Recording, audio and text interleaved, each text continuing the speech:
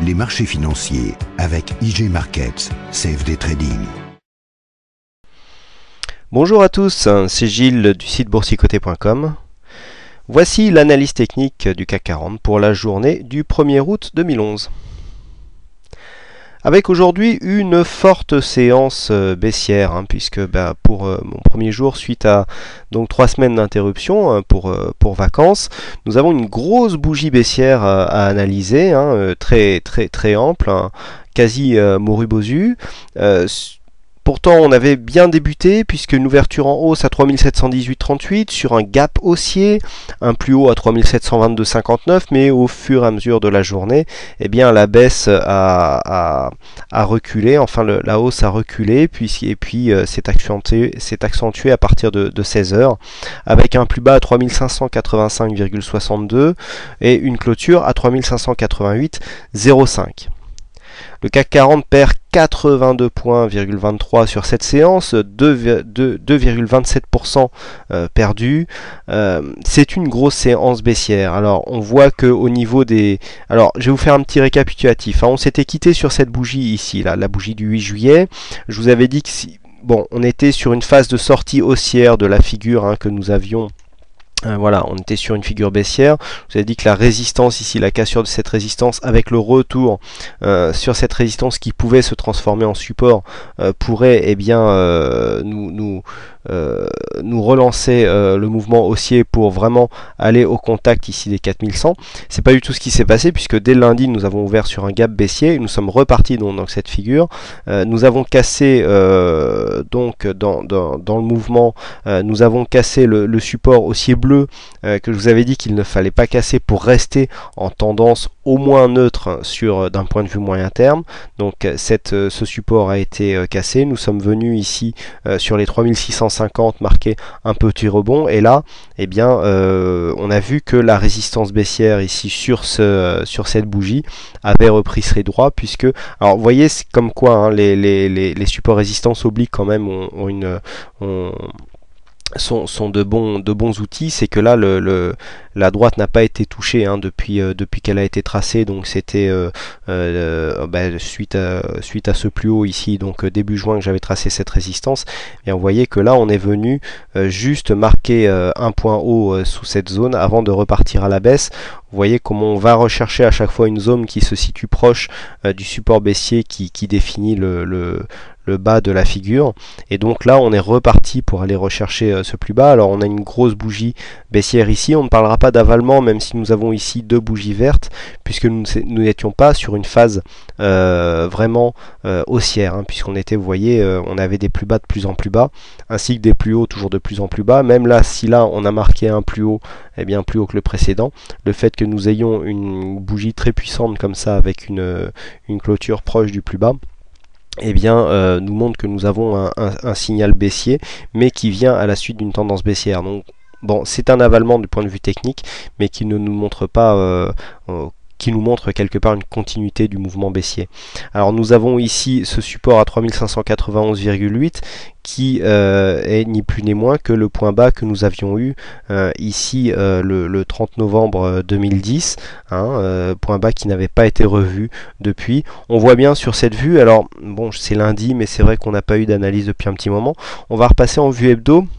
Alors, vue hebdo, pourquoi ça? C'est tout simplement pour vous signaler que à mon départ ici, je vous avais indiqué que on avait une cassure baissière ici, on était revenu sous l'ancien support comme une résistance, et lors de cette bougie qui avait été, c'est la dernière bougie que je vous ai analysée depuis mon départ, je vous avais dit qu'il ne faudrait pas confirmer à la baisse, puisque dans ce cas-là, on aurait confirmation de la cassure par le bas de ce support haussier, et donc qui impliquerait un mouvement baissier moyen terme. C'est tout à fait ce qui est arrivé, puisque ici, nous avons eu cette forte phase haussière, et puis on s'est rendu compte finalement que cet ancien support s'est bien transformé comme résistance, puisqu'elle a provoqué un retour du mouvement baissier avec l'inscription de nouveaux plus bas. Nous avons cassé depuis les fameux 3693 de mémoire. Voilà, qu'il ne fallait pas casser pour ne pas repasser en tendance baissière à un moyen terme. Bon, bah, c'est chose faite depuis maintenant 2 semaines. Et donc, on voit bien ici qu'on s'enfonce. Donc là, pour l'instant, c'est juste la bougie du jour, hein, puisque là, c'est des semaines, des semaines donc du lundi au vendredi. Donc là, on a juste la bougie du jour et on voit bien sur cette vue ici moyen terme, donc avec bougie hebdomadaire, que nous sommes bien repassés en tendance baissière moyen terme. Donc bon, pour en revenir à l'analyse journalière, au niveau chartiste, on voit bien qu'on est toujours sur un flux baissier court terme. Par contre, au niveau des indicateurs, une chose intéressante à constater, c'est que nous allons arriver dans une zone de survente assez marquée, puisque le stochastique vient de rentrer en zone de survente, après avoir annulé ici un signal haussier, hein, qui marquait un début de rebond. Là, on arrive donc proche de la Bollinger inférieure, proche aussi du support baissier, mais alors bon, c'est Chypre, hein, qui a provoqué un petit peu ce mouvement de panique, puisque il semblerait que le Congrès américain soit prêt à voter une loi qui relèverait le plafond de la dette, donc qui réglerait ce problème. Mais là, c'est Chypre, hein, qui pourrait faire appel à l'aide européenne, et donc eh bien ça prouve encore que la zone euro est fragile, hein, puisque Chypre fait partie de l'Europe. Donc ici, grosse inquiétude, et on voit que nous n'avons pas de montée de volume, puisque par rapport aux dernières séances, eh bien, nous sommes tout juste au-dessus de la moyenne. Donc qu'est-ce que cela veut dire? Ça veut dire que nous avons eu des vendeurs qui s'étaient mis ici à l'achat pour jouer le rebond suite au règlement de la dette américaine, mais qui ont revendu suite au problème chypriote.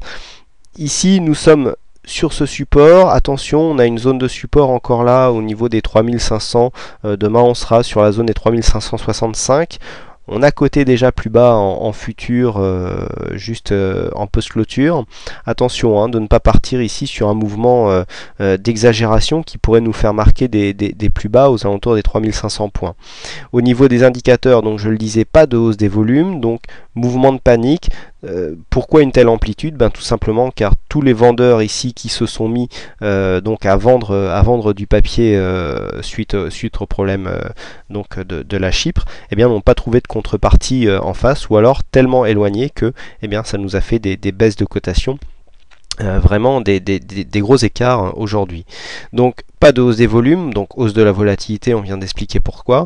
Au niveau des indicateurs, on est toujours sur un mouvement baissier au niveau du MACD, donc stochastique ici qui vient en survente, RSI qui approche aussi la zone de survente. Alors c'est assez rare, hein, pour le RSI qui est plus souvent en survente ou surachat sur des actions ou sur des commodities ou même des forex, mais là bon, sur un indice, hein, comme on pondère plusieurs actions, c'est beaucoup plus rare, mais bon, comme quoi ça arrive. Donc attention, une zone technique de survente qui est en train de se mettre en place. Donc pour l'instant, aucun signe de rebond à jouer, mais il faudra surveiller ça. Donc continuité ici de la tendance baissière dans laquelle nous sommes depuis maintenant ce point de retournement qui avait eu lieu le 22 juillet 2011. Voilà ce que l'on peut dire donc sur cette analyse. Donc bon, que dire sur ces 3 semaines d'absence. Bon, nous avons eu un signal TurboCAC qui s'est clôturé en hausse, hein, puisque nous sommes venus ici sortir d'un mouvement d'un signal baissier à 3700 points, hein, que nous avions pris légèrement plus haut, donc quelques points encore une fois de gagner, donc grâce à cette stratégie, hein, toujours en vente sur le site, je le rappelle. Et puis quelques messages aussi que l'on m'a envoyé durant ces vacances sur le portefeuille, hein, qui reprend de belles couleurs, et surtout de son évolution par rapport au CAC. Donc je vais vous donner quelques explications et puis on y reviendra, je pense, par la suite. Donc voilà, là c'est le portefeuille, donc on est repassé en positif, on part de loin, hein. on était à moins 5,50, moins 6%. Alors il y a plusieurs manières pour remonter un portefeuille, hein. Le premier, quand on est sur Bourse Match, on a un bouton Reset ici, on clique dessus et hop, on se remet à 0%. Bon. Quand on fait de la bourse, si vous trouvez un broker qui vous remet 30 000 euros sur votre compte, parce que vous l'appelez, vous lui dites tiens monsieur le broker, j'aimerais bien que vous remettiez 30 000 euros sur mon compte, passez-moi un coup de fil parce que j'aimerais bien connaître son nom aussi. Donc bon, c'est voilà, il y en a certains qui le font. Une autre manière, eh bien, c'est tout simplement quand on commence à engendrer des pertes. Première chose déjà, c'est réduire son exposition et changer de stratégie. Donc c'est ce qu'on a fait. En février, je vous ai annoncé, voilà, on était à peu près ici. On va se placer sur cette vue, voilà.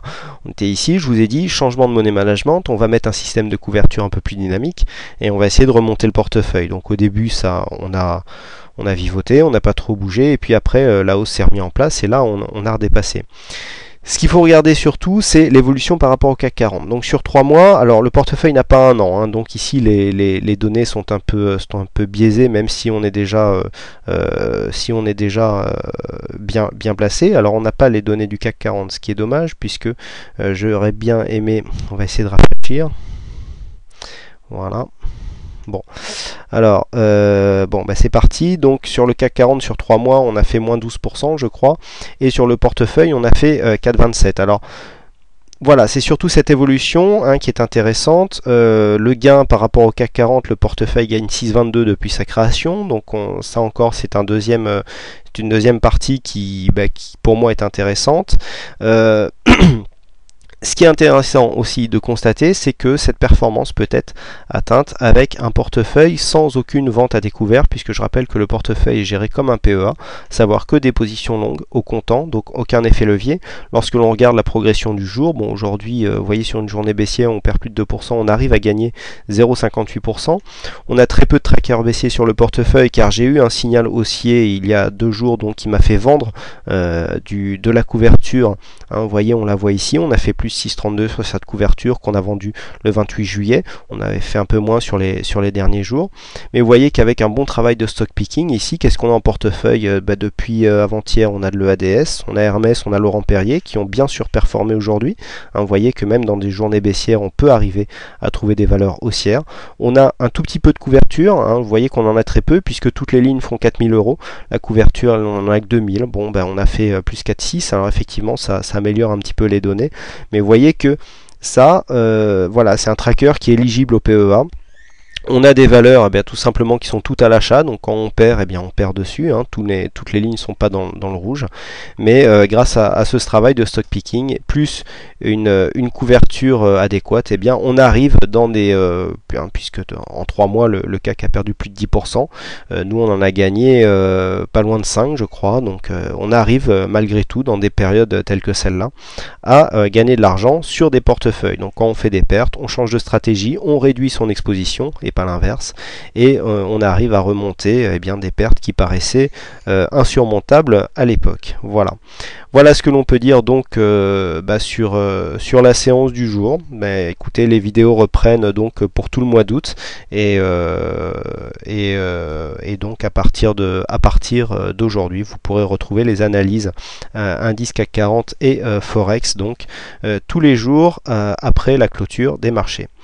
Voilà, merci à toutes et à tous pour votre attention et je vous... Les marchés financiers avec IG Markets, CFD Trading.